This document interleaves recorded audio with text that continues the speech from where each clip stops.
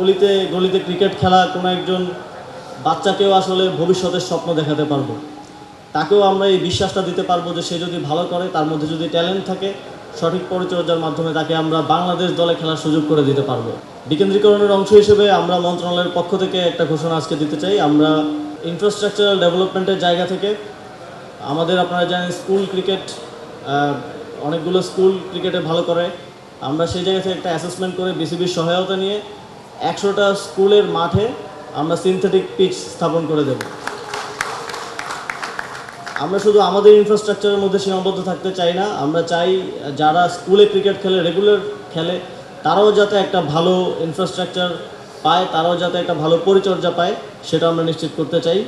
আমরা মনে করি যে একটা ভালো ক্রিকেটিং ইকোসিস্টেম তৈরির মাধ্যমে আমাদের আগামীর ভবিষ্যৎ শুধুমাত্র সম্ভাবনার, এবং সেই সম্ভাবনার দ্বার উন্মোচিত হওয়া সম্ভব আমাদের সকলের আপ্রাণ প্রচেষ্টা এবং পরিশ্রমের মধ্য দিয়ে। আপনারা সেই পরিশ্রমটা করছেন।